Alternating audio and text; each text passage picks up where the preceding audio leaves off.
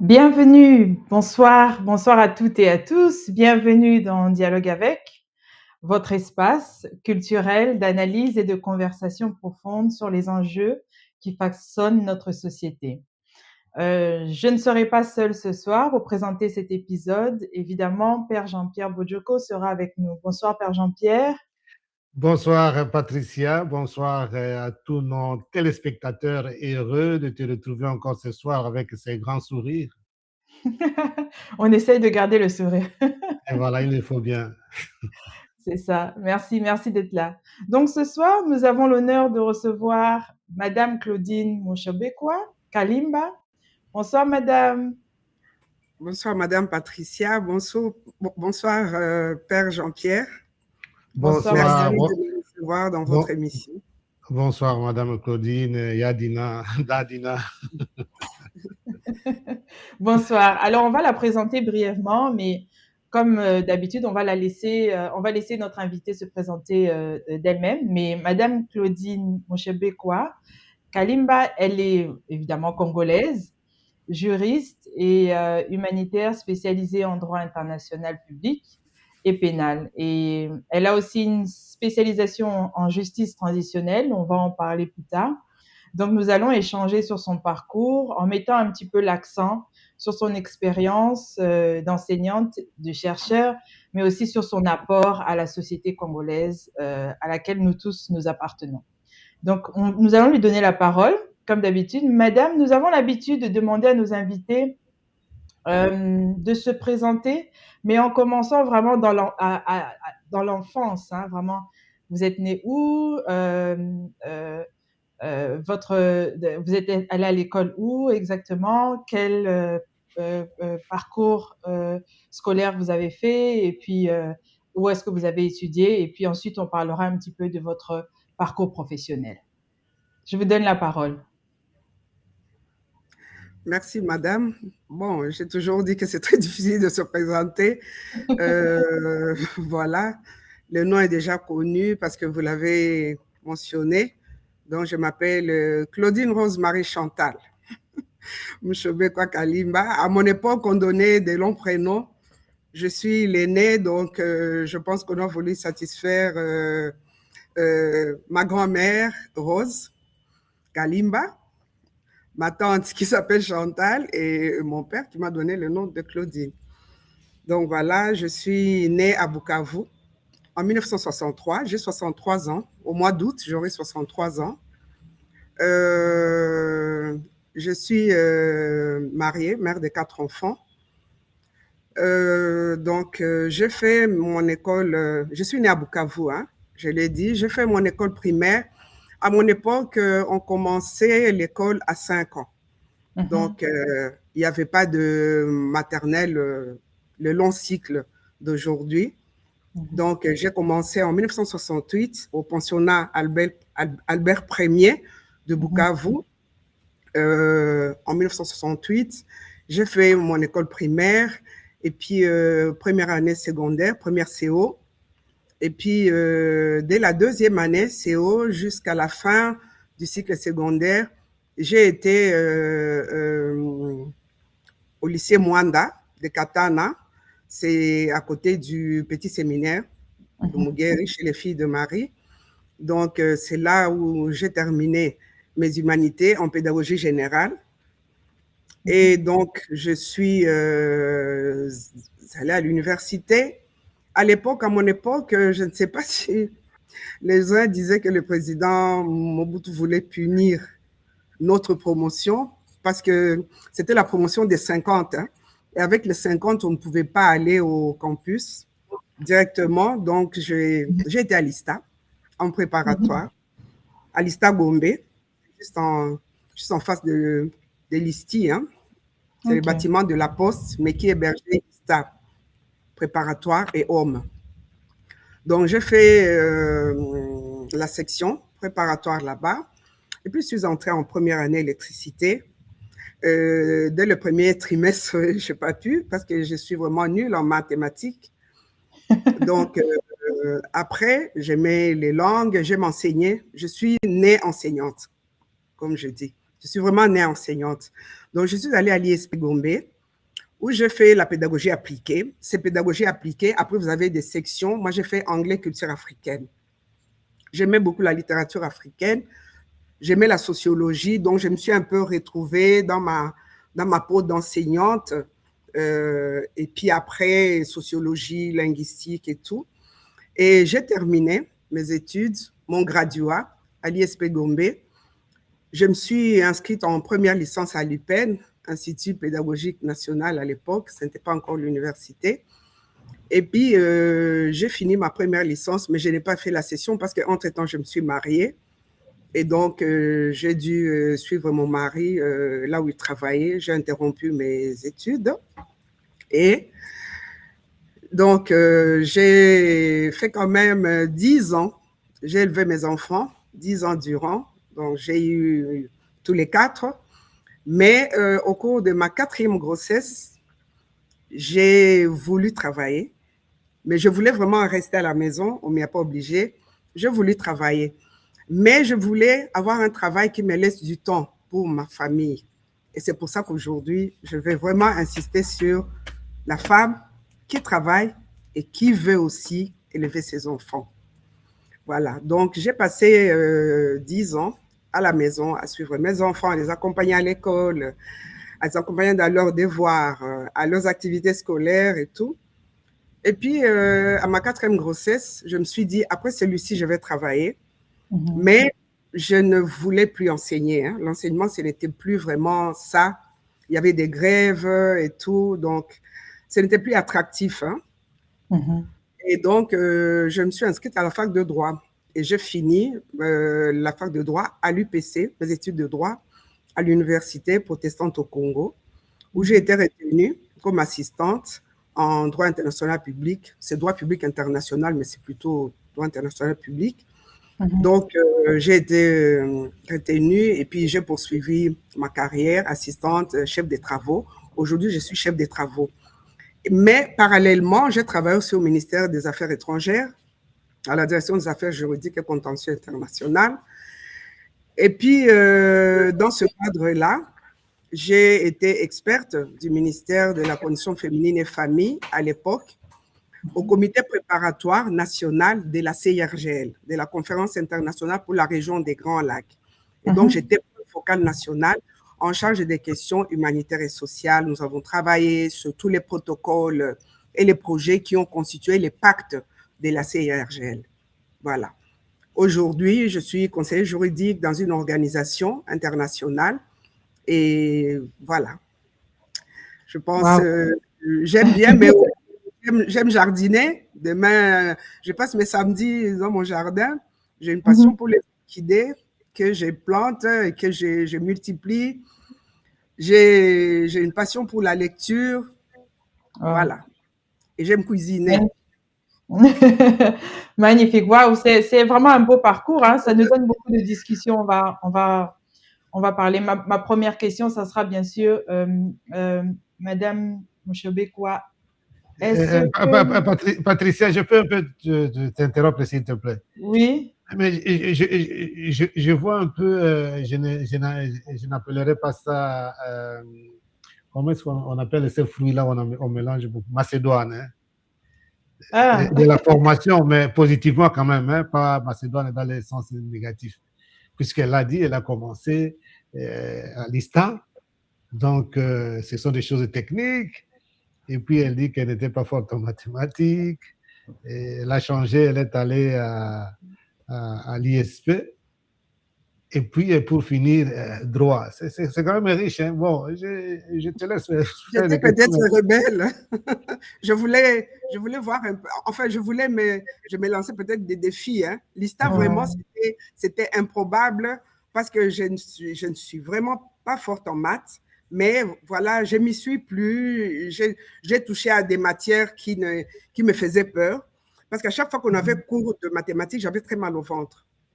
Voilà, mais voilà. Après, j'ai fait quand même les maths. J'ai essayé. Oui, j'ai essayé. Ouais, très bien. Ouais, moi, je voulais juste vous demander comment c'était de grandir à Bukavu? Ben, Bukavu, c'était voilà. Bon, je ne veux pas choquer d'autres. C'était vraiment le paradis sur terre. Hein. C'est un bon climat. C'était une très belle ville avec des très bonnes écoles, des grandes écoles, les plus grandes du pays et même d'Afrique. Hein. Le collège Notre-Dame de la Victoire, Alfagiri, aujourd'hui, c'est un grand collège jésuite, je pense l'un des plus grands. Le pensionnat Albert Ier, ce sont les sœurs de Sainte Famille. C'était un grand pensionnat, c'est impressionnant. Il y avait aussi l'Athénée royal d'Ibanda, qui était une très grande école. Après, il y avait les internats à Nyangezi chez les frères maristes, à Mugeri, où c'était le petit séminaire. Après, il y avait les pères Barnabite à Saint-Paul. C'était un pôle d'intellectuels, voilà.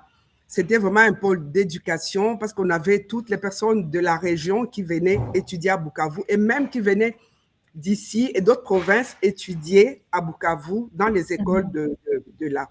La ville était belle, elle était propre. C'était une ville très bien. Il y avait tout. Il y avait tout. Ce n'était pas un gros village, non, pas du tout.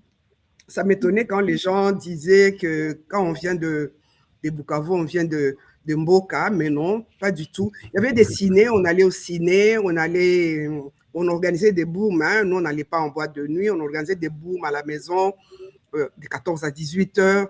Avant qu'il ne fasse noir, on devait être rentré. Après, il y avait tout. Il y avait des restaurants, il y avait des boulangeries, il y avait tout. Il y avait tout à Bukavu. Et ce qui était bon, c'est que dans les écoles, il n'y avait pas de séparation, que cela vienne de... On était vraiment solidaires, on ne savait même pas qui est qui, on ne savait pas qui était le père de qui, on ne connaissait même pas les tribus, on ne connaissait rien. On était juste des gens de Bukavu. Ouais. Ah, On a connu les tribus après, vraiment, quand on était grand. Moi, par exemple, il y a des gens, je m'étonnais, ah tiens. Donc, mais vraiment, on a bien grandi et voilà. Ah, c'est très bien. Vous êtes devenus alors des adultes équilibrés. Alors, Patricia, une autre curiosité quand même. Hein? Oui, alors, c'est même difficile pour moi maintenant, puisque bon, de temps en temps, on utilise les noms de famille, mais c'est difficile maintenant de vous appeler même Madame Mouchobé, puisque ça crée un peu de confusion. Peut-être, bon, nous utilisons, moi, j'utilise Claudine pour que vous vous sentiez vous, puisque Mouchobé. Oui, mais bien sûr. Voilà. Oui. Pourquoi j'ai dit ça? Je ne fais pas allusion à vos sœurs comme Marie-Ange Mouchobé, ou l'ambassadrice Émilie, des histoires comme ça. Mais je vois encore le temps de Mobutu, surtout quand il a reçu l'icône de l'Afrique, le président sud-africain Mandela à Goma, celui qui fut le ministre des Affaires étrangères à cette époque, c'était aussi un certain Mouchobé Kalimba Wakatana. Voilà, c'est pour dire quand même que, voilà, qu'est-ce que ça vous fait de porter un nom comme ça, qui est quand même déjà trop connu. C'est une grande responsabilité, mais c'est vraiment une très grande responsabilité. Mais aussi, hein, bon, il faut savoir quand même que mon père, c'est l'aîné de sa famille, ma mère, c'est l'aîné de sa famille, et moi, je suis leur aîné. Donc, très jeune, j'ai été habituée à porter mes responsabilités et à porter ce nom-là. Voilà. Dès mon grand-père, qui était, pour les gens de Bukavu, les connaissent très bien, Victor Mouchobé, quoi. Mon père qui a été député, maire, grand homme d'affaires, et puis après, son frère qui a été aussi le commissaire d'État. Voilà, je fais de mon mieux pour continuer à porter le flambeau et surtout à porter ce grand nom, mais avec humilité parce que voilà, j'ai une responsabilité vis-à-vis de la société qui a fait confiance à ces personnes. J'ai une responsabilité vis-à-vis de ma communauté. Ma communauté, c'est la communauté congolaise de mon pays. j'ai une responsabilité vis-à-vis de moi-même et de tous ceux qui croient en moi. Parce que j'ai formé des gens aussi, voilà. Je formais des gens, je m'amuse à dire que moi, j'ai enseigné à tous les niveaux. J'ai enseigné à l'école primaire, j'ai enseigné en secondaire, j'ai enseigné à l'université. C'est une grande responsabilité. La responsabilité d'enseignant, on vous regarde parce que l'enseignant, c'est quand même un des phares de la société. Et voilà. Je porte cette responsabilité avec une grande humilité, mais aussi avec une grande responsabilité. Je répète. Merci. Non, c'est important de le répéter et nous vous remercions Ouais. pour ça. Donc, Madame Mushobekwa, vous êtes donc juriste de formation, spécialisée en droit international public, humanitaire, droit pénal international et en justice aussi transitionnelle. Ce qui m'intrigue un petit peu, c'est vraiment, qu'est-ce qui, dans votre jeunesse, vous en avez parlé brièvement, mais j'aimerais vraiment en savoir plus, surtout pour partager avec nos auditeurs et nos auditrices qui nous écoutent. Peut-être que ça pourrait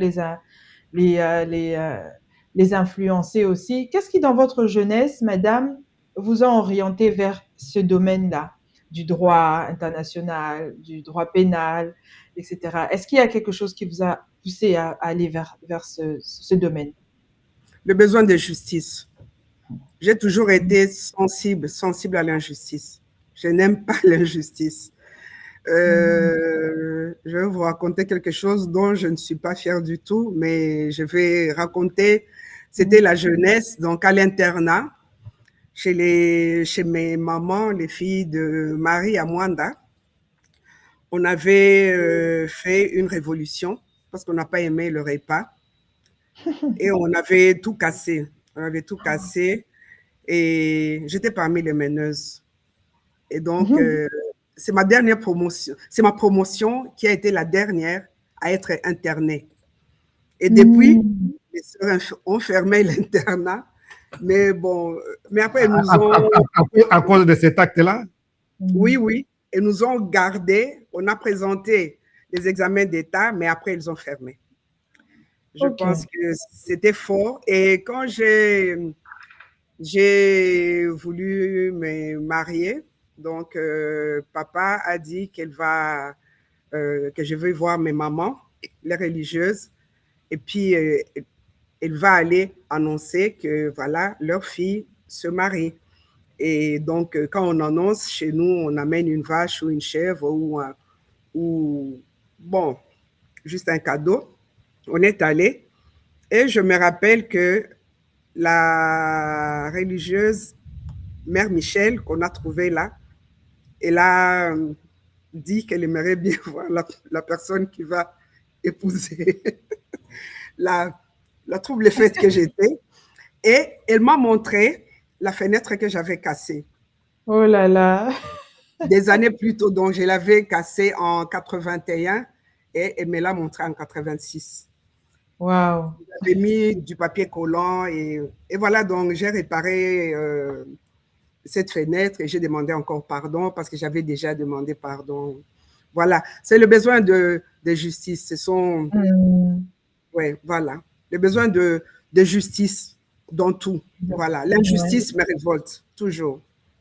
Vraiment, oui, c'est un très bon, c'est une très bonne motivation à mon sens. Père Jean-Pierre, vous avez une question par rapport à ça? Bon, non, mais j'essaie d'avancer toujours un peu comme elle parle de justice, justement. Et je crois que c'est à cause de ça qu'elle a fait le droit pour s'occuper de la justice. Mais quand même, une petite coïncidence ou une petite curiosité avant que je ne pose vraiment ma question, hein, Patricia. Nous avons reçu ici sa petite sœur, Marie-Ange Mushobekwa. Et elle aussi, elle a fait l'IFASIC, donc l'information et sciences de communication, mais elle est en train maintenant de faire aussi le droit. Alors je me dis quel parallélisme, vous toutes là, vous vous orientez vers le droit, puisque c'est la même chose, vous avez orienter d'abord votre vie au départ à autre chose, et puis alors, mais après, vous avez fini par faire le droit. Bon, ça, c'est un peu un parallélisme. C'est comme si les problèmes de justice, ça intéresse beaucoup, disons, la maisonnée, quoi. Donc, c'est un peu une petite curiosité. Bon, je pose maintenant ma question. Vous pouvez ne pas répondre à ça, mais c'est quand même une coïncidence puisque votre petite sœur est en train de faire maintenant aussi les droits à l'UPC. C'est ce qu'elle nous a dit ici pendant une émission qu'on a eue avec elle. Donc, voilà, c'est quand même pour dire que, bon, il y a cette convergence familiale. Bon, ma question, c'est, en écoutant un peu votre parcours, disons, professionnel, vous avez travaillé notamment au ministère des Affaires étrangères au sein de, si j'ai bien suivi, de la direction juridique et des contentieux. Et puis, au comité préparatoire national de, je ne sais pas si je prononce bien l'abréviation, de CIRGEL, je crois que c'est la conférence internationale sur la sous-région des Grands Lacs. Vous étiez là comme point focal des questions humanitaires et sociales. Alors, ma question est de savoir comment ces responsabilités que vous avez eues au sein d'abord du ministère des Affaires étrangères et aussi dans la direction des affaires juridiques de la conférence internationale sur la paix des Grands Lacs, comment ces responsabilités entre diplomatie juridique, enjeux régionaux des Grands Lacs, ont-elles façonné, si je peux dire comme ça, votre compréhension des dynamiques politiques et humanitaires de la région, puisqu'il y a d'un côté les affaires étrangères, c'est la région, et puis alors on travaillait un peu dans le domaine de CIRGL. Qu'est-ce que ça donne un peu comme résultat final? Bon, déjà mon travail de fin de cycle à l'ISP Gombe, j'avais travaillé sur les mots swahili qui ont été empruntés à l'anglais. Voilà, loan words in Kiswahili. Et ces mots-là, dont j'ai cherché des mots, il y en a plein en Kiswahili qui ont été empruntés à l'anglais. C'était donc une étude linguistique et de phonologie. Voilà. Et donc, ça montre un peu déjà que je m'intéressais un peu à la région, hein, si on peut dire ça. Et puis après, mon travail de fin d'études en droit avait porté sur les droits des peuples à disposer d'eux-mêmes face au principe de l'intangibilité des frontières héritées de la colonisation en Afrique. Vous voyez déjà que vraiment je me projetais dans la région et puis après j'ai travaillé sur la protection des minorités nationales en droit international. Donc, bon, je me suis dit, ce travail, c'est vrai que c'était passionnant d'être quand même, pour ce qui concerne le comité préparatoire, d'être là où se préparait un texte, les pactes de la CIRGL, là où se préparait un texte qui allait justement amener la paix dans la région et surtout une prospérité partagée. C'est vraiment bien marqué dans le pacte et que vraiment ça allait amener la prospérité de l'océan Indien à l'océan Atlantique. Parce que si vous regardez les membres, il y a 12 États. Et puis si vous regardez les pays amis et tous les autres qui ont soutenu, vous voyez vraiment que le pacte de la CIRGL, c'était une très belle expérience pour moi. On a parlé des réfugiés, des déplacés, de tous les problèmes, du recouvrement des terres, des retournés, de paix et sécurité, bonne gouvernance, démocratie. Et c'était vraiment une très belle expérience régionale. Après, je n'aimerais vraiment pas commenter les dynamiques régionales aujourd'hui parce que, voilà, je ne voudrais pas parler de politique. Je n'aime pas la politique déjà. Et donc, je n'aimerais pas entrer dans des considérations politique, je me définis toujours comme une juriste, voilà.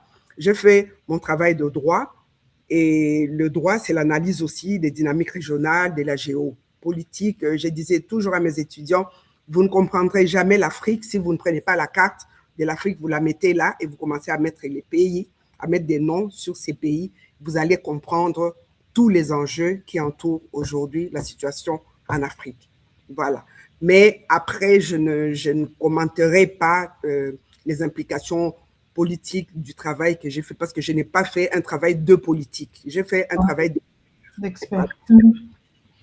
Exact. Oui, ben c'est important aussi. Si je peux me permettre, Père Jean-Pierre, vous avez fini? Oui, vas-y.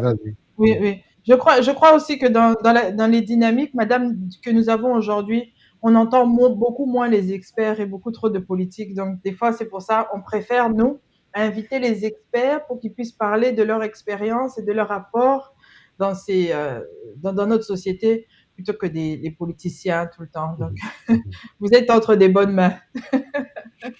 Merci.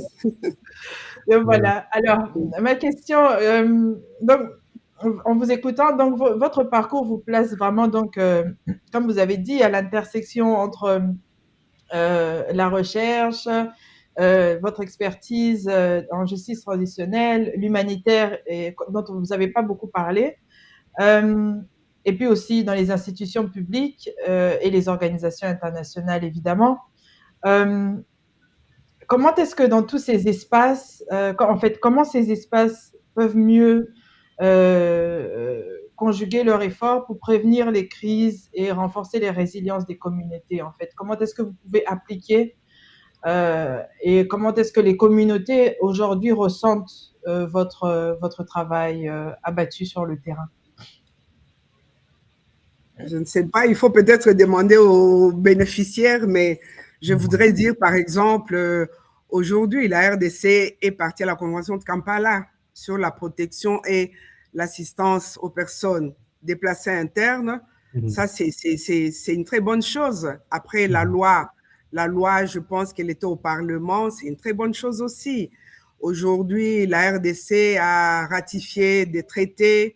Aujourd'hui, la RDC peut s'asseoir sur la table des décisions pour ce qui concerne certaines questions cruciales du moment ou de la région ou du monde. Et voilà, sans complexe, parce que voilà, on a ratifié, en ratifiant, on a montré la volonté de s'engager. Et ça, quand même, je pense que les populations le ressentent. Après, moi, je ne saurais pas vous dire ce que les bénéficiaires de tout ce travail ressentent aujourd'hui. Je ne saurais pas. Mais après, je peux vous dire quand même que la loi sur les violences sexuelles, c'est une grande avancée. Je vous dis, à l'époque, les gens étaient intéressés de savoir comment, en RDC, les femmes ont pu faire adopter une loi comme celle qui a été adoptée à l'époque sur la lutte contre les violences sexuelles et sur la protection de l'enfant. Voilà. Et tout le travail qui a été fait autour, il n'est pas parfait, rien n'est parfait dans ce monde, mais quand même, je vous dis que l'expérience de la RDC édifie à l'extérieur. Évidemment, nul n'est prophète chez lui.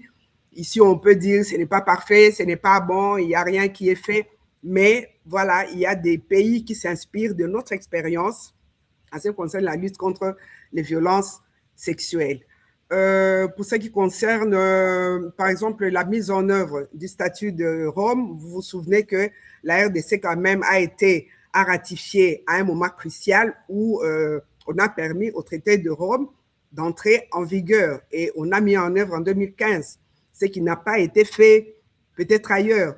Il y a plein de choses qui ont été faites. C'est vrai qu'on ne communique pas assez sur ça. Le débat est vraiment happé par la politique et on parle très peu de ce qui a été fait. Moi, par exemple, aujourd'hui, j'aimerais bien vous dire qu'on est au mois de mars. Bon, hors le pagne,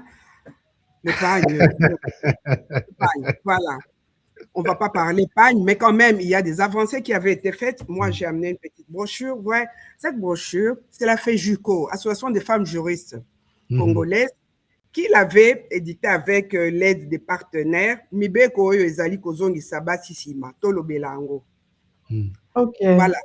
Donc, c'est très intéressant. On n'a pas pu faire beaucoup, mais quand même, ça a aidé parce que le code de la famille a été révisé. En 2017, on a un nouveau code de la famille. Ou, par exemple, on a enlevé l'autorisation maritale. Ou, par exemple, quand il y a un mariage, on donne le certificat, le livret de ménage aux deux époux, alors qu'à l'époque, on le donnait à l'homme. Vous voyez, il y a des choses, des avancées, et ben, on ne se rend pas compte, mais il y a des avancées, il y a des choses qui ont été faites. L'adultère est puni pour les deux, on ne punit pas que la femme. Maintenant, après, il y a le choix de la résidence des époux, il y a tout ça, il y a l'éducation des enfants en cas d'absence ou de mort. À l'époque, si c'est l'homme qui reste avec les enfants parce que la maman est partie ou elle est morte, l'homme va éduquer les enfants et gérer les biens des enfants. Mais si c'est l'homme qui est parti, la femme doit avoir quelqu'un de la famille de l'homme qui le fait conjointement avec elle. Maintenant, tout ça a changé. Il y a eu des changements, mais on n'a pas assez de moyens pour vulgariser et pour que les gens sachent. Aujourd'hui, moi, ça me fend le cœur d'assister au cas civil. On ne dit rien aux époux. On ne dit rien aux époux. Ils se marient, ils sont heureux, ils sont heureux, ils sont heureux. Et 2 ans après, ils divorcent parce qu'ils découvrent des choses, on ne leur a rien dit.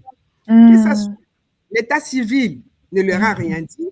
Même en famille, on n'éduque plus les enfants au mariage. On les éduque à la fête du mariage. Et voilà, ça c'est juste un exemple. Hein? Juste un exemple pour dire qu'il y a des choses qui sont faites, mais il n'y a pas de sensibilisation. Il y a des choses qui sont faites, il n'y a pas de sensibilisation. Le nouveau code de la famille est bon, il n'est pas parfait. Il y a eu des changements majeurs, mais rien n'est dit. La loi sur la parité, hein, où on a dit, par exemple, que les employeurs puissent aménager des horaires pour les femmes et puissent s'occuper de leur travail, de leur famille plutôt. Parce qu'à mon époque, le manifeste de Lancellet disait que la famille, c'est la cellule base de la nation. La nation. Où est la famille aujourd'hui? Où est la famille congolaise aujourd'hui? Elle est dans les téléphones. Quand on rentre à la maison, papa a son téléphone, maman a son téléphone, les enfants ont le leur. Quand on veut se marier, on ne va plus voir les oncles, on ne va plus voir les tantes parce que ce sont des sorciers. On s'accroche à son téléphone, on avance. Et les gens s'étonnent qu'il y ait des choses qui ne marchaient pas, comme la délinquance juvénile. Absolument. Oui. Parce que, bon, voilà, mais on peut dire qu'il y a des choses, on a des bons textes. Tout est bien ici. Maintenant, c'est la sensibilisation, c'est l'application. Moi, j'ai toujours dit, si on sensibilise, si on applique la salubrité, tiens, si on commence à sanctionner, vous allez voir que tout va s'améliorer. Si on commence à sensibiliser vraiment, à mettre le moyen dessus, comme là, on commence à le faire, ça va marcher et qu'on continue. Voilà. Ah, merci beaucoup. Merci, madame. C'est vrai, vous avez vraiment raison. Je pense aussi que la RDC est un bel exemple de loi. On a tous les textes et on a beaucoup de textes et des textes très pertinents. Mais comme vous avez commencé là-dessus, j'aimerais savoir qu'est-ce que vous feriez en fait en termes de sensibilisation, juste sur un exemple par rapport au code de la famille. Et le petit livret que vous avez sorti tout de suite, comment est-ce que vous sensibiliserez les gens par rapport à ça? Qu'est-ce qui vous manque?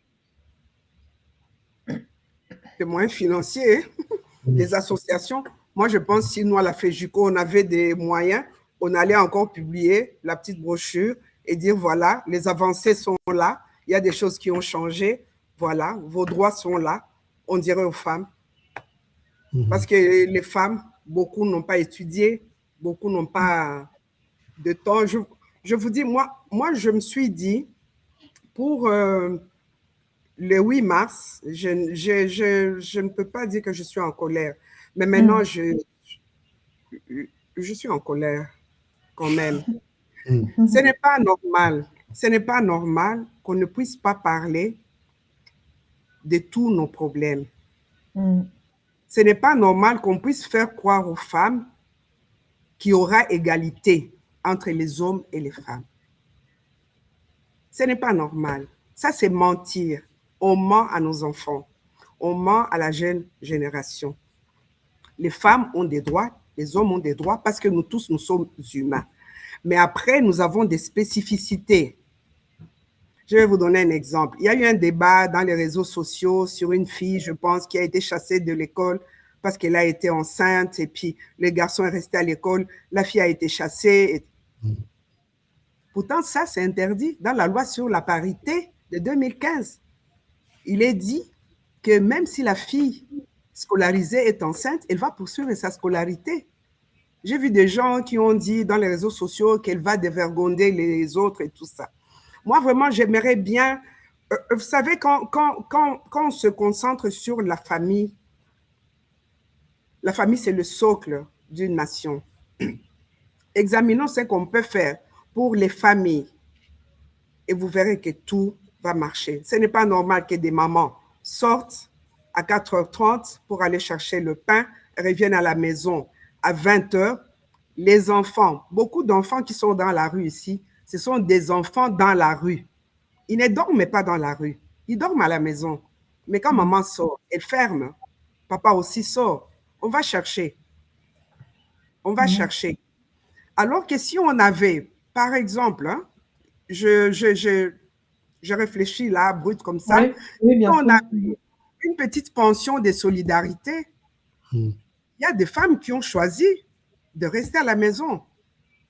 Moi, je vous ai dit, 10 ans durant, je suis restée à la maison. Mais je n'ai pas cotisé à l'INSS à ce moment-là. Je n'ai rien.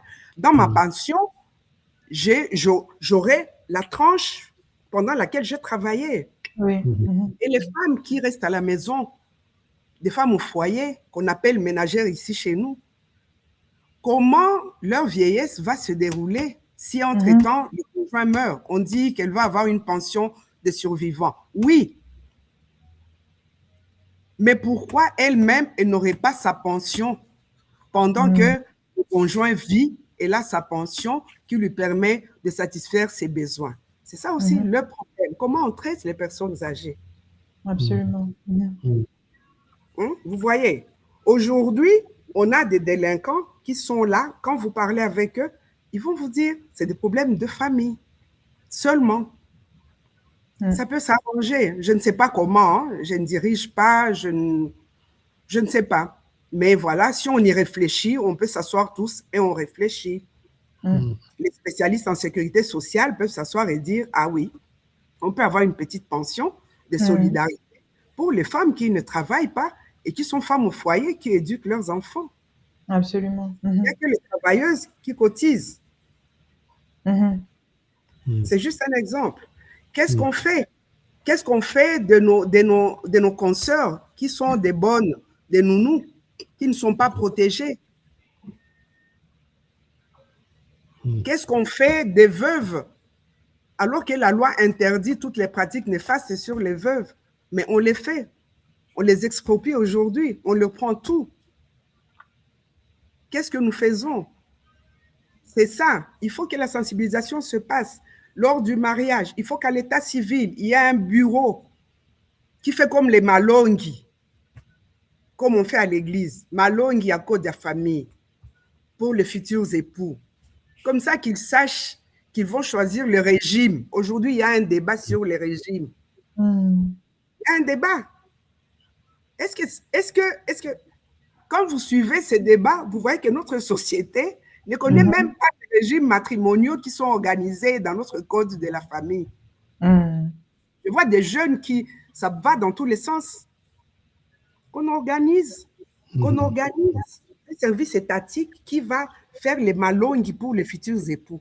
Jeunes gens, vous vous engagez. Voilà, vos devoirs sont là. Vous devez faire ceci. Ça se passe comme ça. Votre code de la famille est là avec les dispositions pertinentes. Allez lire. Et on publie les bancs. Un mois, vous viendrez vous marier. Avant, on va vous poser des questions sur les dispositions pertinentes. Et vous verrez que tout le monde va s'y mettre. Ouais. C'est juste un exemple. Hein? Oui, mais c'est un très bel exemple. Voilà, il y en a plein. Il y en a plein. Moi, franchement, je me dis, moi, bon, je suis en train de vieillir, je vieillis, Mais je me Pas dis, encore. Pas encore. si, quand même. Je me dis, je suis en train de vieillir, il faut qu'on alerte sur la décadence des familles. Il n'y a plus de solidarité sociale. Il n'y a plus de solidarité familiale. La cellule familiale est détruite. Oui, elle est détruite. Il faut qu'on se batte pour que la cellule familiale revienne là où elle doit être. Cellule de base de la nation.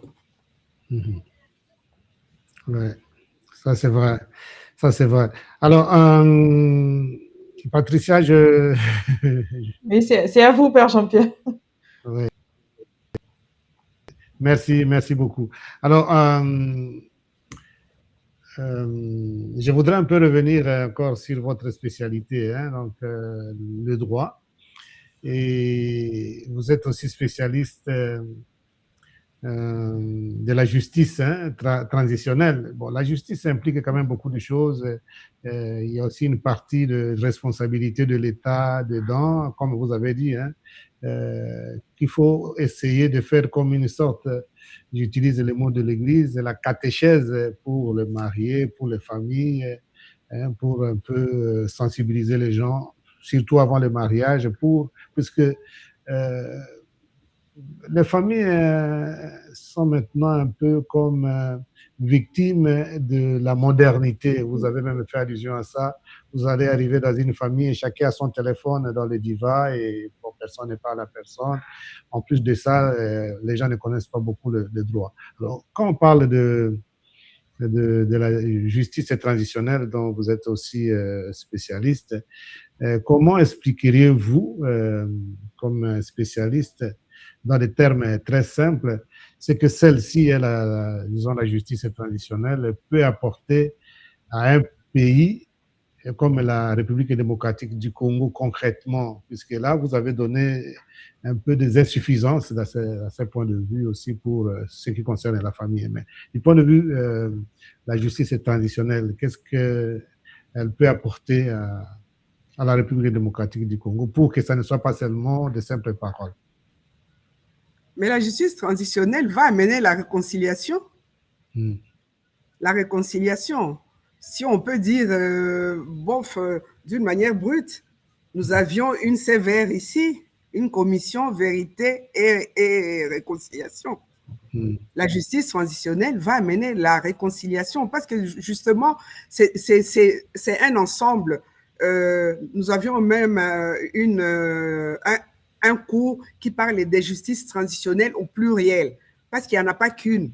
On peut vraiment chercher dans la justice traditionnelle, dans nos traditions, dans les textes de loi, dans la justice judiciaire, chercher des moyens pour justement amener la réconciliation à travers la vérité, peut-être, ou à travers des procès, ou à travers des barzas communautaires. Il y a 1000 moyens, mais ça va conduire à la réconciliation, à souder la communauté nationale qui a été secouée par les différents conflits. Voilà, c'est ce que ça peut apporter à la RDC. Et on en a besoin. On en a besoin qu'on apprenne à se parler, qu'on apprenne à s'asseoir et à dire ça, ça ne va pas, ça c'est bon pour nous, ça c'est bon, ça on laisse. On va se dire des vérités et puis on se réconcilie. Comme on faisait à l'époque, l'arbre à palabre, on s'assoit, on lave les mains, on a fini, on se réconcilie.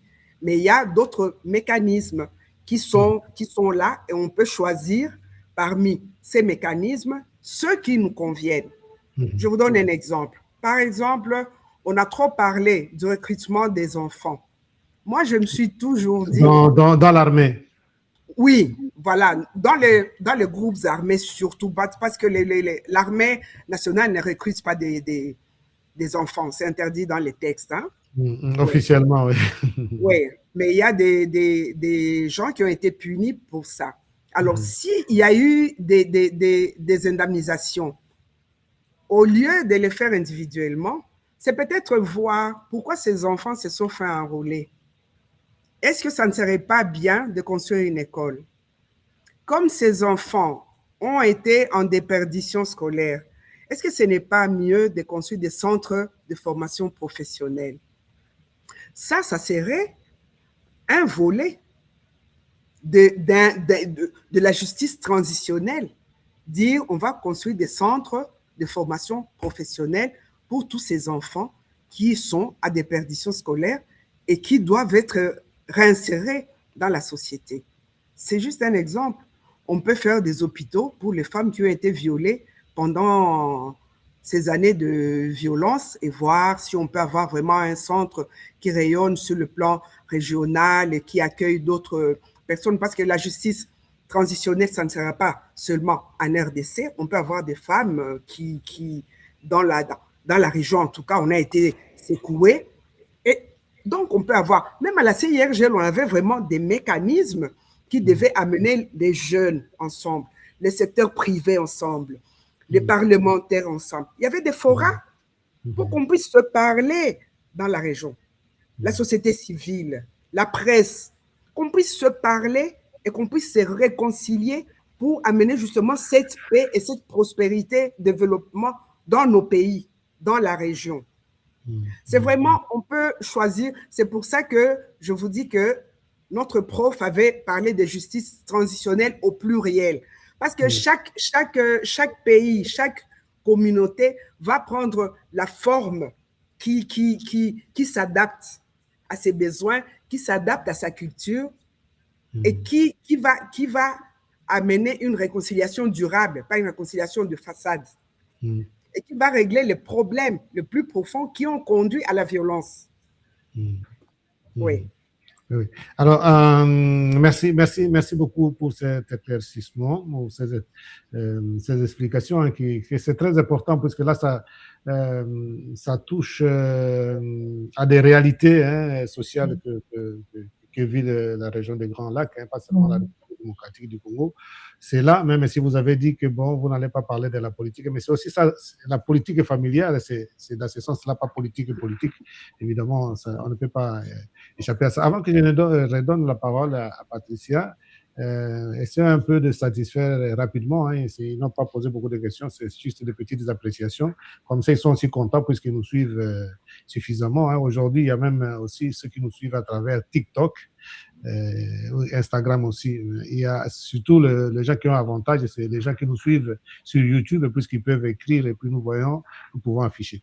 Alors, à part moi, Sakala déjà, notre fidèle qui est au Canada, qui a écrit, il y a aussi Rose, peut-être vous allez reconnaître certains, il y a Rose Mapendo qui dit un parcours très intéressant, Mamadina. Voilà. Oui. Ça, oui. C'est ma fille, c'est ma collègue. Ah, voilà. Voilà, c'est ma meilleure amie. Vous l'avez reconnu. Alors, il y a encore notre ami qui est Marcel Sakala qui a fait allusion effectivement à Musée Mouchobe Kokalimba Wakatana. Donc, ce sont de bons souvenirs. Merci voilà. beaucoup. Il y a aussi Dems Mutombo qui a dit très édifiant. Et puis, il y a des salutations qui nous viennent de Talimasi. Voilà, donc nous saluons tous. Et puis, voilà. Talimasi, ça s'appelle Tali. Et voilà, donc vous reconnaissez, hein, il y a beaucoup de gens qui sont venus pour vous. Sensibilisation et punition. Voilà. J'ai toujours dit, le manque de sanctions nous fait beaucoup de mal. Et voilà, donc ça vient de Talima. Et puis, il y a un autre là, c'est Nadine Saïba. On a besoin de nos différences. On a besoin que nos différences soient prises en compte, pas imposées aux femmes le modèle masculin. Voilà. C'est ma confrère, c'est ma collègue experte en justice transitionnelle aussi. Voilà. Donc, vous avez attiré beaucoup de gens aujourd'hui. Hein, donc, voilà. Alors, c'est encore voilà, votre Rose Mapendo.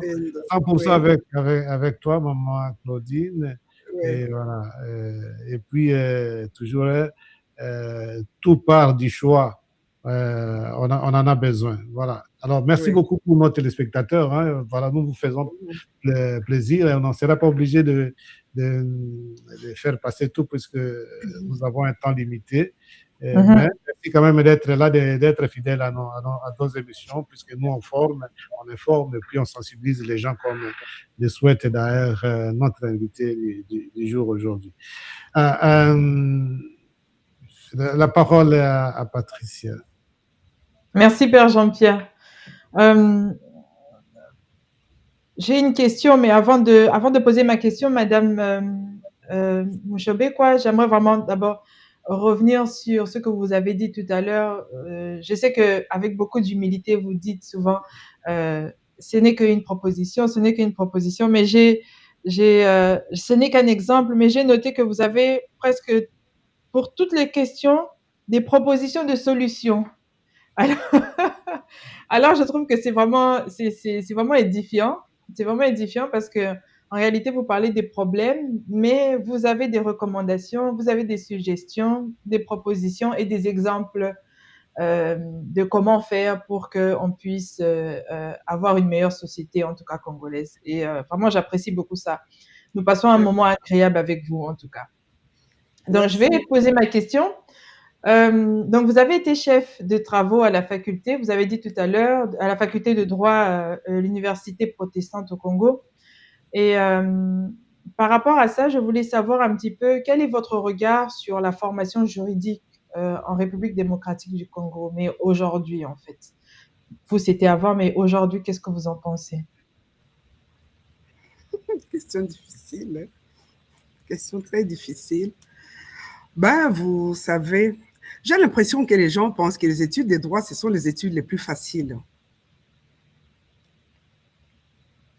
Je ne pense pas, mais quand je vois tous les livres, tout ce que vous pouvez connaître, savoir comme des lois, là, c'est complexe. Non, mais parce qu'aujourd'hui, tout le monde qui ne va pas au cours et qui vient se présenter devant les gens à la télé, à raconter des bobards aux gens, des analyses qui ne marchent pas, des choses, il s'est dit juriste. Il s'est dit juriste. Le droit, c'est une science. C'est une science. On a étudié. Il y a des gens qui étudient. Malheureusement, c'est ceux qui n'ont peut-être pas bien assimilé leur cours qui après viennent tout mélanger et dérouter, désarçonner un peu les gens. Mais j'aimerais qu'on mette un peu plus de rigueur dans l'enseignement en général. Qu'on mette de la rigueur dans l'enseignement en général. C'est pas normal qu'on n'ait pas de logiciel anti-plagiat. Par exemple. Quand vous lisez des mémoires, moi, je ne peux pas dire que j'ai une mémoire d'éléphant, mais bon, je n'oublie pas trop. Je vais vous dire même une blague. J'avais un jour à l'aéroport, j'avais embrassé Yambi, hein, un acteur de théâtre du groupe Salongo. Je l'ai croisé à l'aéroport et puis je lui dis, mais bonjour, Ebinga était. Il dit, ah, maman. Je dis, ah oui, Ebinga, je l'ai embrassé. Et après, il était désemparé, il se demandait, et puis il y a quelqu'un qui m'a dit, mais c'est elle, Yamabo qui a groupe Salongo. Je dis, oh mon Dieu, moi je pensais qu'on se connaissait, parce que j'aimais bien leur théâtre, hein, vous voyez, donc, oui, voilà.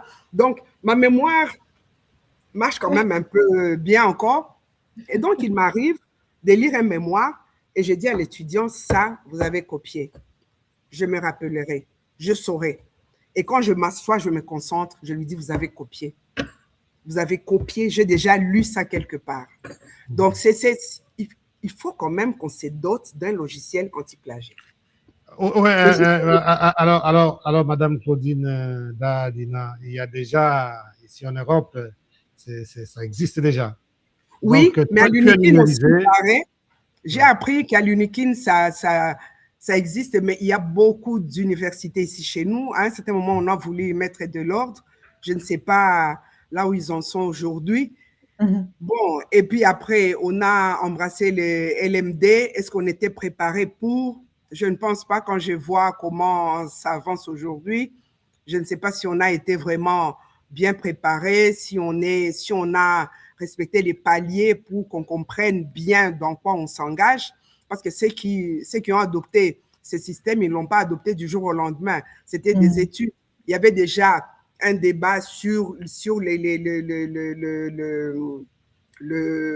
contenus, l'offre de formation, les cours. Alors, les débats n'étaient même pas encore finis qu'on entre dans les LMD. Bon, je ne condamne personne, ce n'est pas le but de mon intervention, mais je me dis qu'il faut quand même qu'on mette un peu d'ordre dans l'enseignement universitaire en général. Même primaire, même secondaire, il faut qu'on mette de l'ordre. Il ne faudra pas, aujourd'hui, on trouve des écoles qui ont un programme canadien, soi-disant, ou un programme mélange programme congolais avec anglais. Enfin, il y a un peu de tout.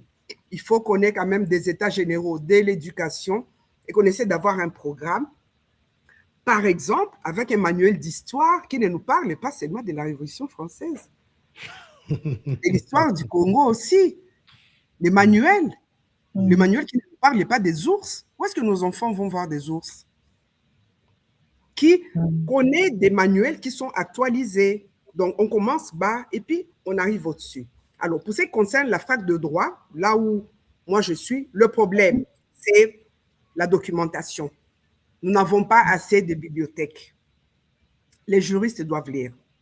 Surtout, les droits internationaux évoluent très vite. On n'a pas de bibliothèque. On est dans la connexion Internet, c'est tout un problème. C'est cher.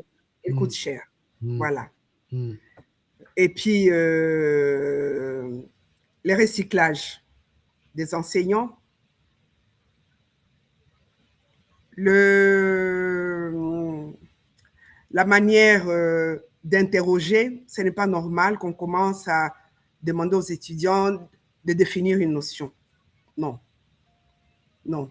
Donc, il y a vraiment beaucoup de choses à refaire. Et puis, l'intégrité des enseignants. L'intégrité des enseignants doit être préservée. Et en cas d'abus, ça doit être sanctionné. Voilà. Ça, c'est magnifique. Ouais. Alors, quand je dis enseignant, c'est enseignante aussi. Oui, que les hommes se sentent visés. Ah oui, ça c'est vrai. Ça c'est vrai. Bon, moi, je n'avais même pas fait le cas, hein, mais merci d'avoir ajouté cela. Voilà. Alors, Madame Mouchobekwa, puisque bon, même si je disais qu'il y a plusieurs Mouchobekwa. Madame Mouchobekwa, nous sommes dans le cadre des droits et vous êtes un juriste. Hein. C'est difficile quand même un peu pour un juriste de ne pas parler des problèmes généraux du pays, donc liés un peu surtout à la société, à la population, ainsi de suite. Alors, dans ce sens-là, le droit, quand on voit beaucoup de pays africains, spécialement la République démocratique du Congo, les questions de droit touchent aussi aux conflits, à la gouvernance, aux droits humains surtout, et aux réformes institutionnelles. Comme, disons, juriste, hein, c'est très important. Comment on peut articuler alors un peu le droit avec ces différentes dimensions dans la vie, puisqu'on ne peut pas les séparer comme ça avec une frontière directe.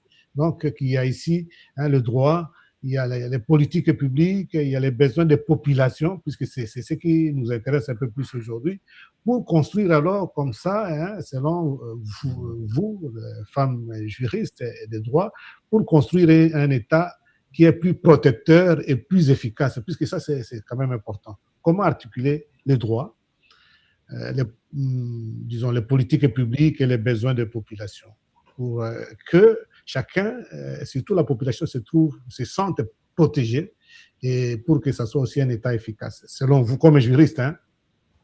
Voilà. Comme juriste, j'ai parlé de la sanction. Moi, j'aime parler de la sanction.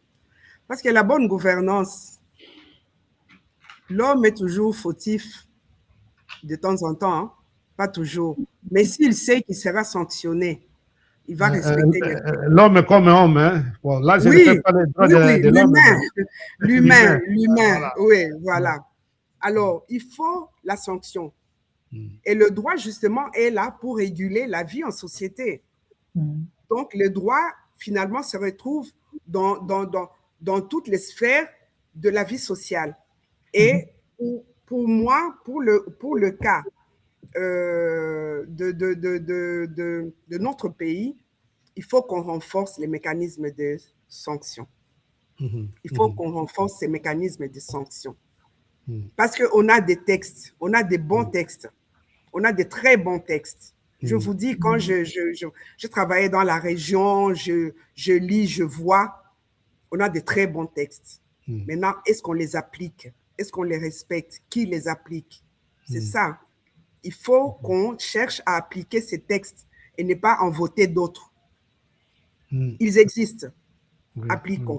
Oui. Si vous parlez des infrastructures, il y a évidemment des lois sur l'urbanisme. Aujourd'hui, on commence à parler plus de Kinezobonga. Si on est en train de faire ce qu'on fait aujourd'hui, c'est qu'il y a une loi quelque part qui dit qu'on ne peut pas faire ça. Et quand on le fait, il faut sanctionner. Il y a des textes quelque part et vous en entendez parler.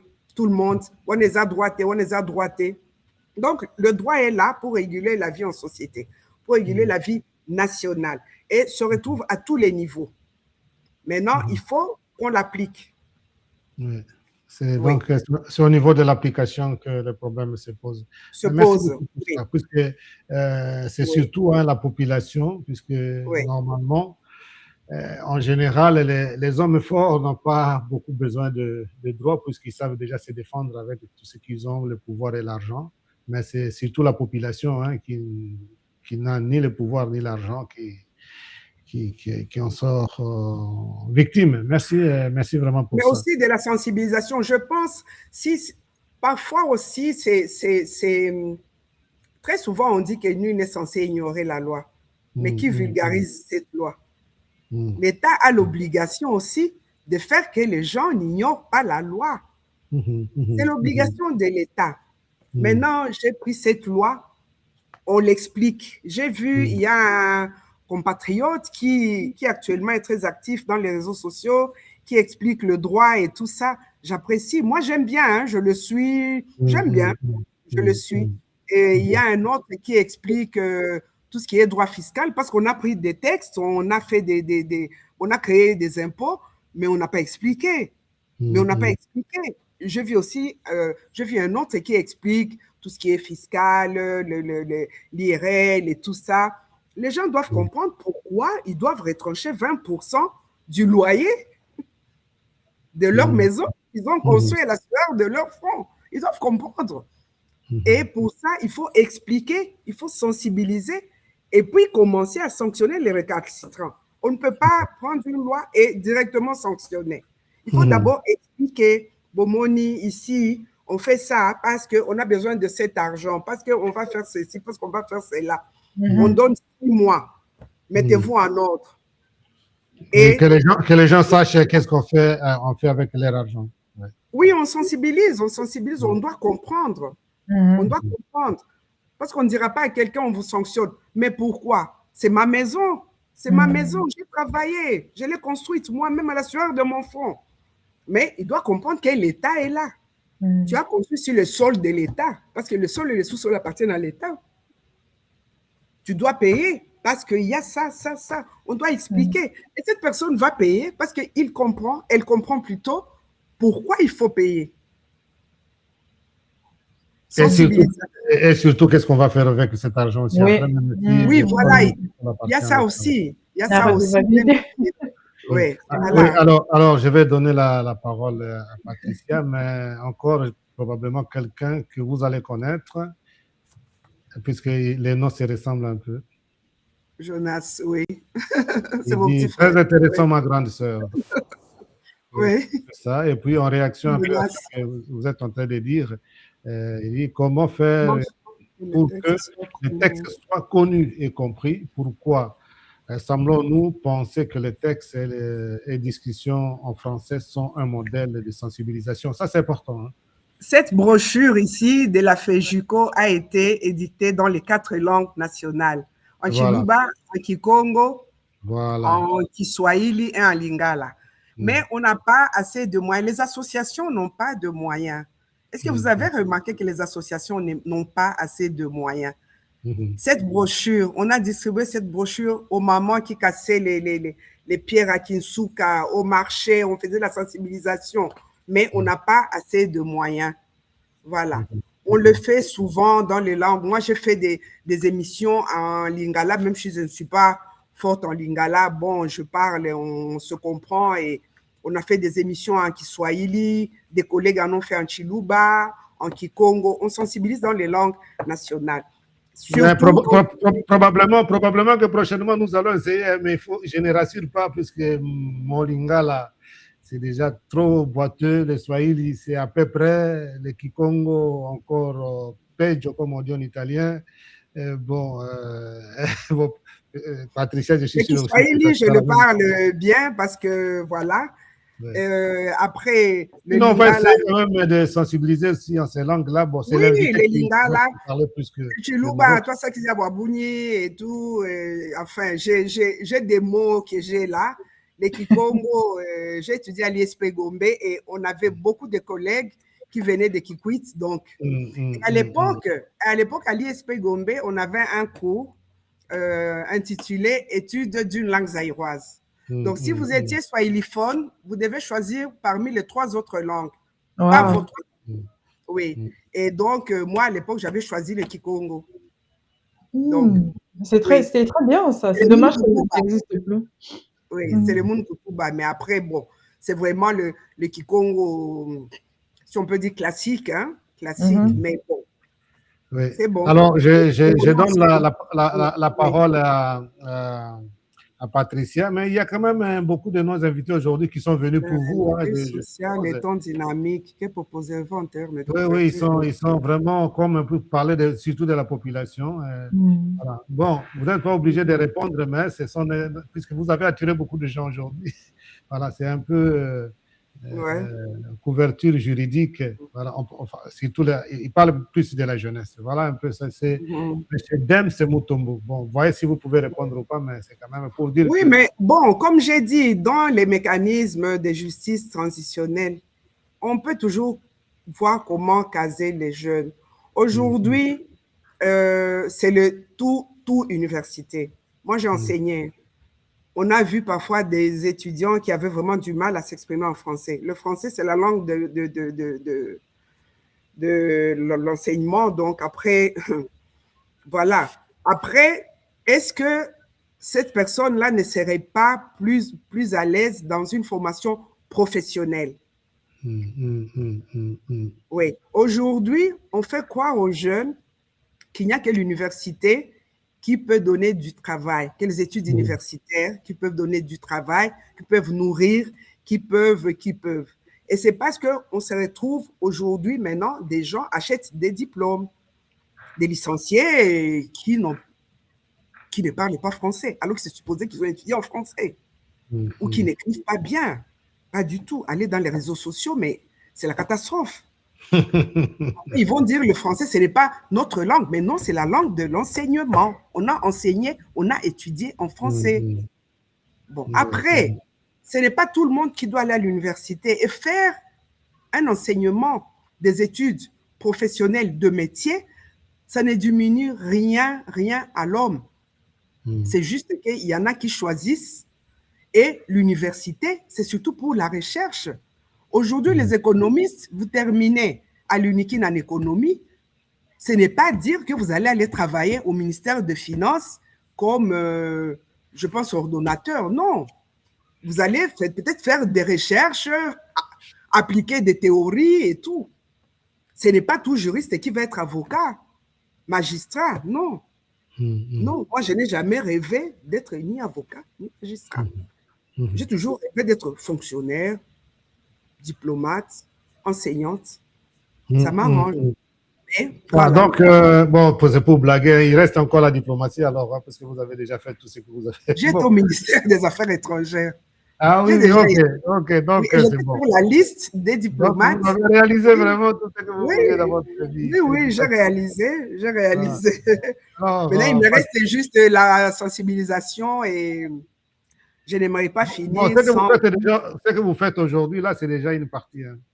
Oui, oui, vraiment, j'aimerais dire aux femmes que qu'on ne nous parle pas de l'égalité, on parle de l'équité. Hein?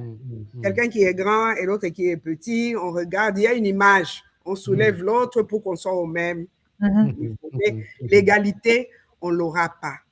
Aujourd'hui, une fille qui est à l'école, dans une école mixte, les jours où elle est là, sa période de menstrues, elle ne va pas aller au cours de gymnastique, alors que ses collègues garçons vont aller au cours de gymnastique. Ça montre déjà qu'on ne peut pas être, que hommes et femmes ne peuvent pas être égaux. Bon, là, Voilà. ça, c'est un peu l'égalitarisme quand même. Hein. Bon, Bon, c'est comme le féminisme aussi. Bon, Oui, voilà. c'est un Bon, leurre. Patrice, C'est un leurre.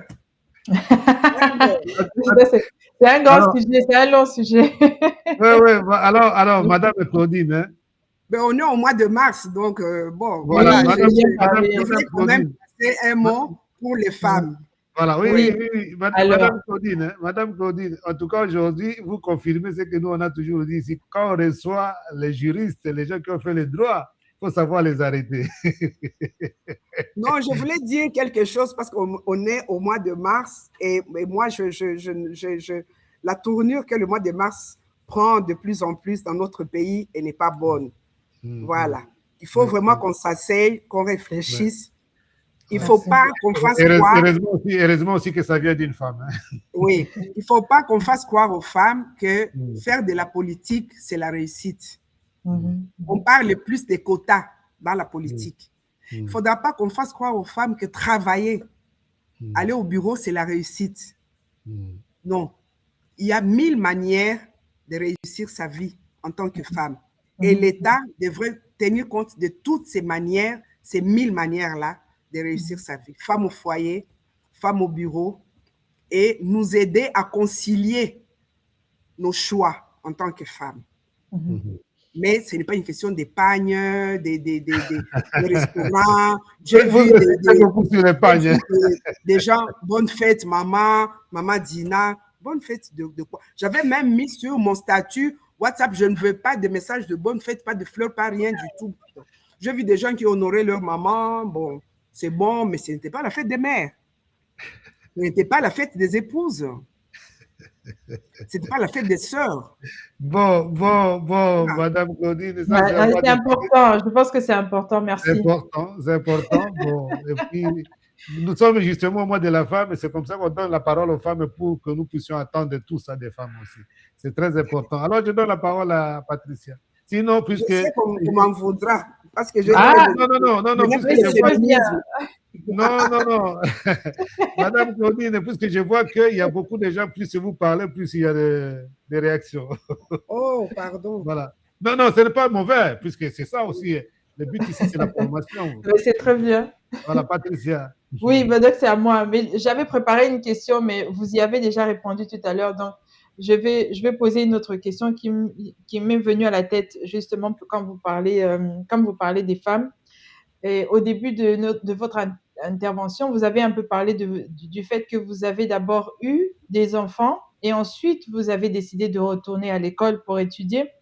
Et j'aimerais savoir un petit peu et aussi, certainement, avec votre expérience, donner un conseil aux jeunes dames, aux jeunes filles qui nous écoutent ici.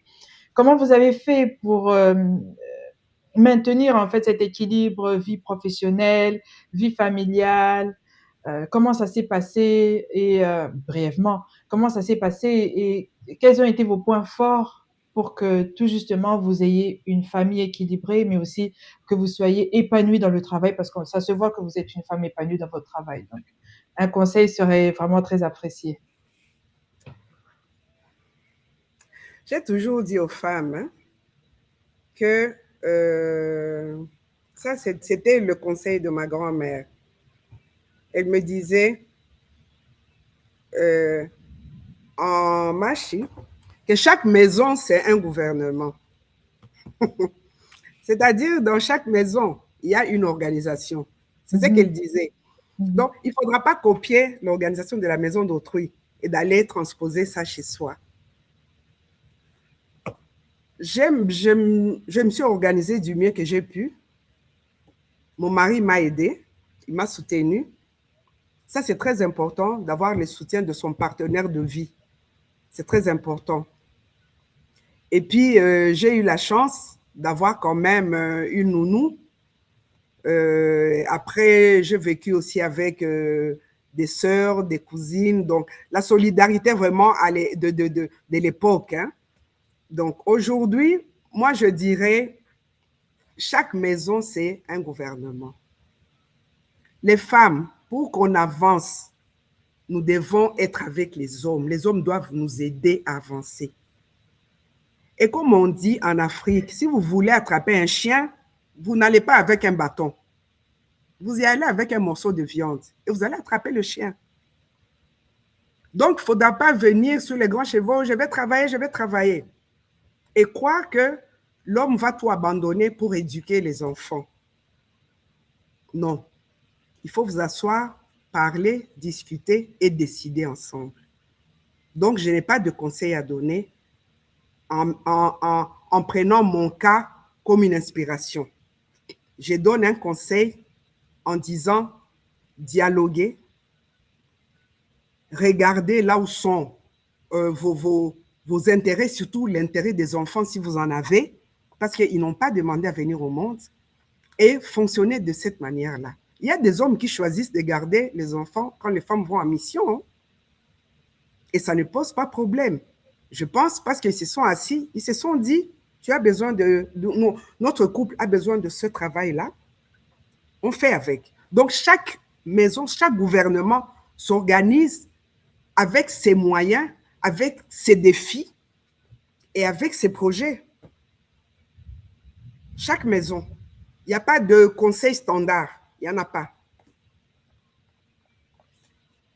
Merci. Merci. C'est très édifiant. Merci beaucoup. Père Jean-Pierre, à vous? Ou c'est à moi? Bon, je ne sais pas si j'aurai encore quelque chose à ajouter. Je préfère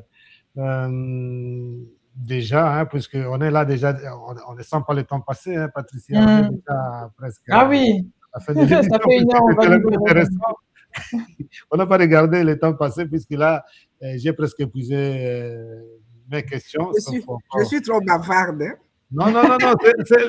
l'école, on me punissait parce que je bavarde. Non, madame Claudine, ce sont les gens de droit, on en a reçu ici, c'est pareil. Vous, les gens de droit, là... pour bavardage. Non, ce n'est pas le bavardage, parce que vous avez beaucoup d'arguments. Ouais. Mais alors, on lit un peu seulement. Hein. Moi, je donne, au lieu bon, on donne quand même un peu la place à notre téléspectateur avant qu'on ne passe, je crois, aux petites questions déjà, Patricia, après ça. Alors, il y a Talalimasi, féminisme. Patricia, j'attends ce débat, surtout lorsque l'on sait que le féminisme monte au momentum chez nous, Afrique, au même moment, on le voit en déclin ici en Occident. Voilà. C'est vrai. Ouais. Voilà.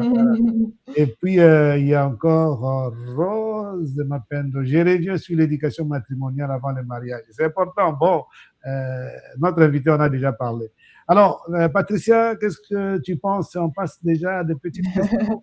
Oui, on peut passer à nos petites questions. On arrive à la fin, presque à la fin, pas vraiment à la fin, mais presque à la fin. Donc, avant de clôturer l'émission, on a l'habitude de poser des petites questions à nos invités. Donc, j'ai préparé 2 questions pour vous, Madame Mushobekwa. Alors, la première question, c'est si vous deviez choisir une citation qui résume votre vie, laquelle serait-elle? Ça peut être de vous ou de quelqu'un d'autre, c'est comme vous voulez. Tout est grâce. C'est beau, hein? Tout est grâce. Yote ni neema ya Mungu. Nyose za kangolo. Tout est grâce. Bien tenu, bien, vous avez dit. Oui, je me dis toujours, quand vous regardez tout le chemin parcouru, Mhm. vous n'avez pas de citation, vous dites seulement tout est grâce. C'est vrai, Seulement.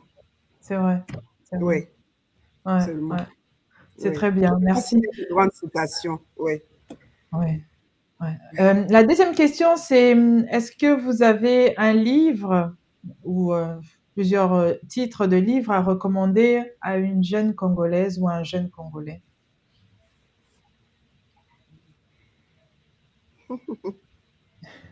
Bon, je lis beaucoup.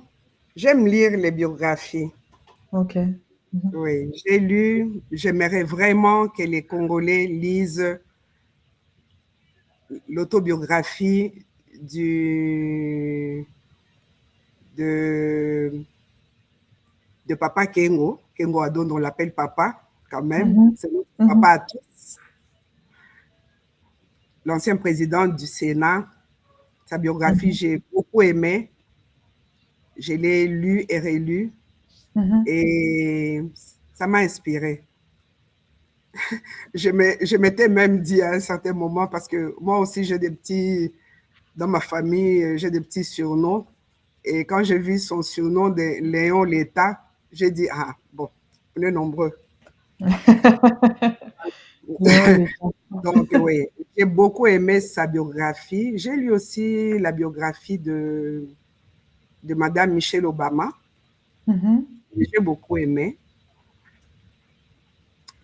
J'ai lu aussi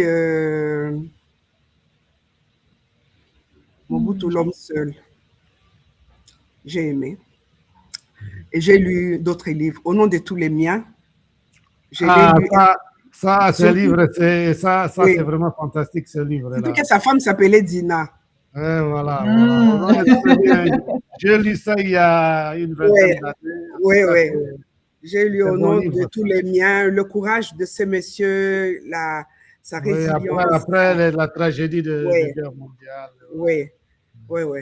Après, bon, j'ai lu plein de livres. Là, je suis en train de lire le dictionnaire que Christine O'Krent a publié, Trump de A à Z.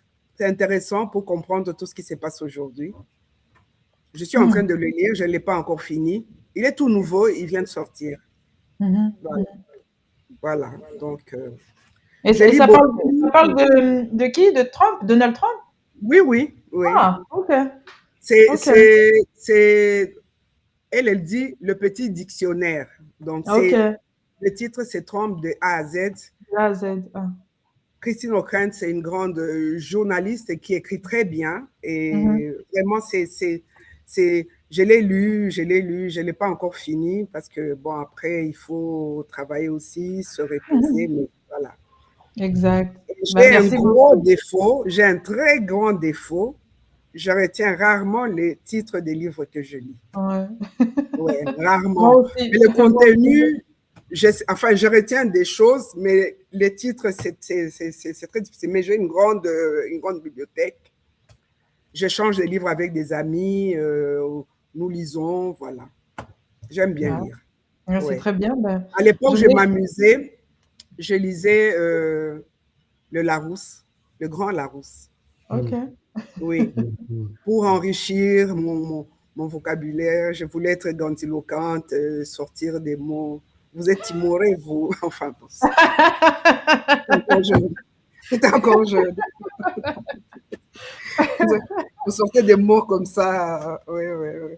Ouais, c'est impressionnant. Ça donne bien. Oui, oui. Merci beaucoup. Merci. C'est très gentil.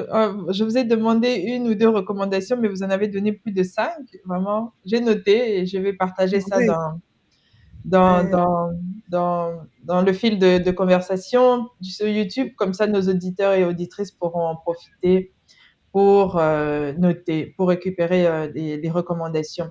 Et aussi, je vous propose à vous, auditeurs et auditrices, de vous abonner, de partager la chaîne. Si vous avez aimé cette émission, je suis sûre que vous avez apprécié. Abonnez-vous, partagez, comme ça, vous ne manquerez plus rien du dialogue avec. Donc voilà, c'était un peu ça. Merci. madame. Et je donne la parole à Père Jean-Pierre. Et voilà, le dernier rituel avant que Patricia puisse vous donner le mot de la fin et qu'elle puisse clôturer l'émission. C'est notre rituel que nos téléspectateurs qui sont fidèles savent, hein, c'est ce que nous appelons miroir. Alors, quand nous recevons une femme, c'est plus facile puisque une femme ne peut pas se passer du miroir chaque jour. Elles ont même ça dans leur sac. Nous Moi, aussi, les non. hommes. Moi, je Pardon. n'en ai pas. Ah, c'est une exception qui confirme la règle. En général. Est-ce que En général, oui. j'aime Patricia? Voilà. Alors, tout est grâce, et gens comme ça. Bon, alors nous sommes arrivés à notre rituel de la fin qui s'appelle miroir. Effectivement, nous allons vous laisser seul afin que vous puissiez vous mettre devant le miroir, là où vous allez faire le monologue.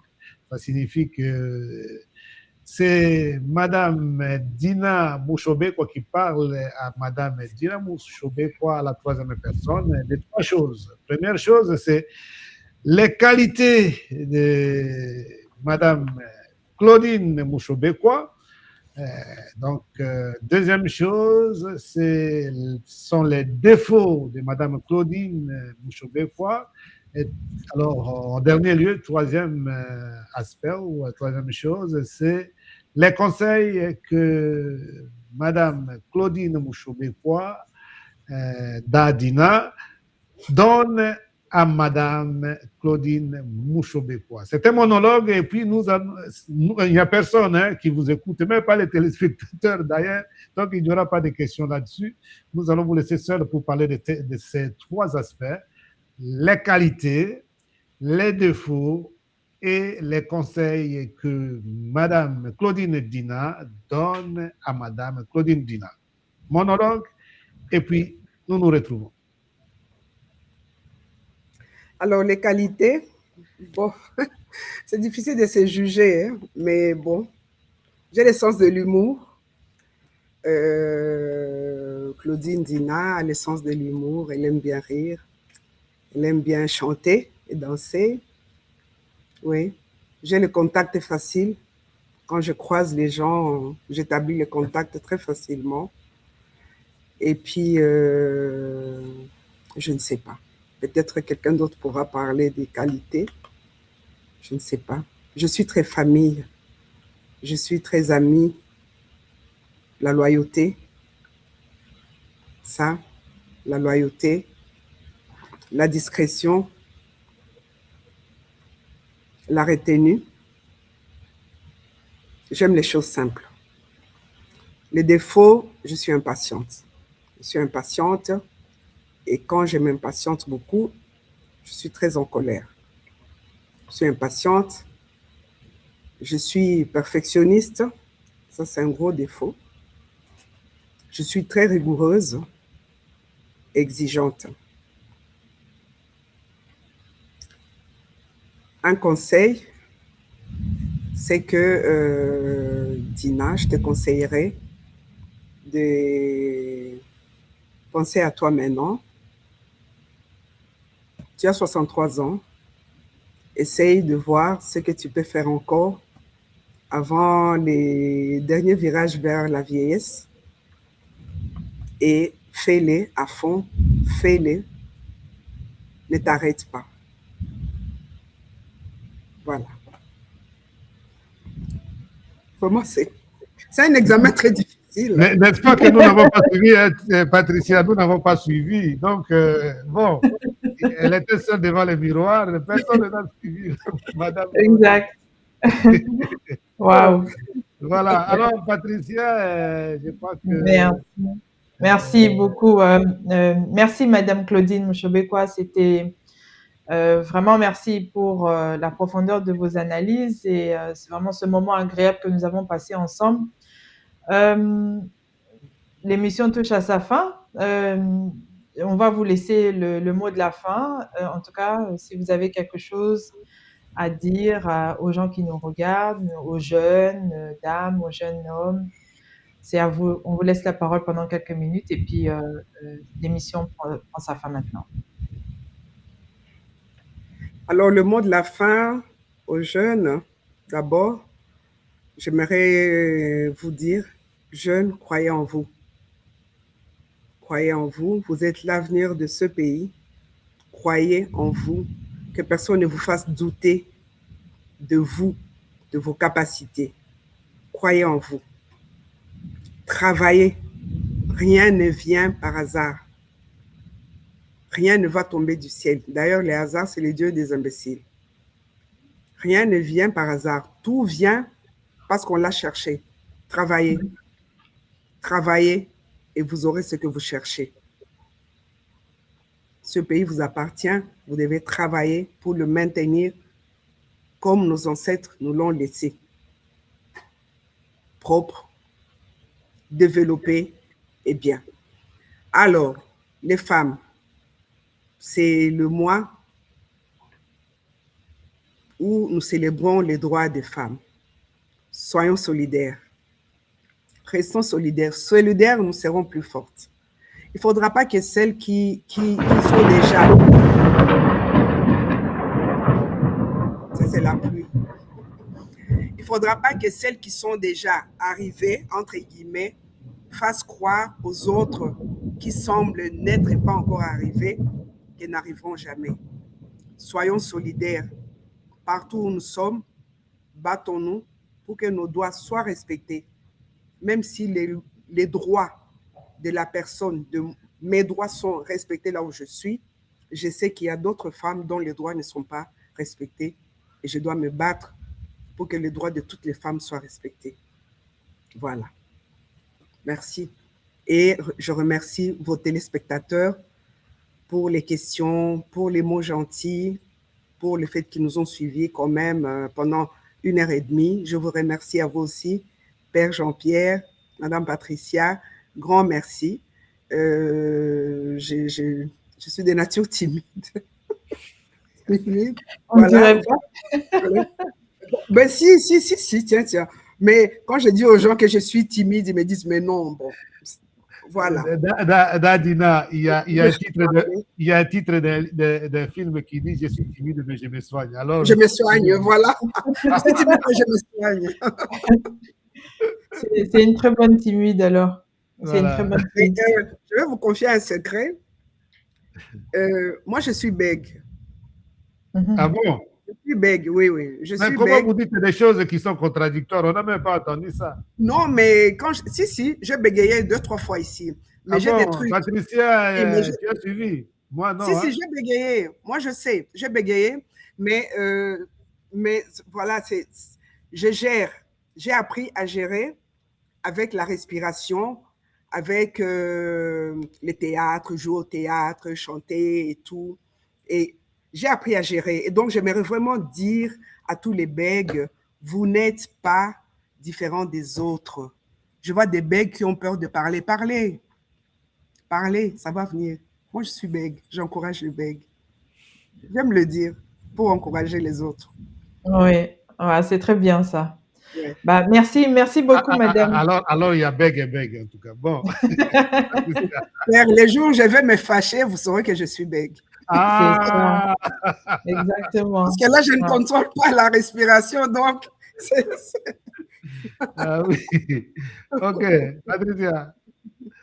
Alors, merci, madame Mouchobekwa, pour ce très édifiant mot de la fin. Merci également à vous qui nous avez écoutés, ici et ailleurs, pour votre fidélité, votre engagement à nourrir un dialogue constructif avec, autour des enjeux d'éducation, de paix, de justice et de bonne gouvernance. Dialogue avec continue de donner la parole à celles et ceux qui pensent, agissent et transforment. Je vous donne rendez-vous vendredi prochain avec une autre femme comme invitée pour un nouvel épisode. Bonne soirée à tous et à toutes. À très bientôt. Merci. À très bientôt.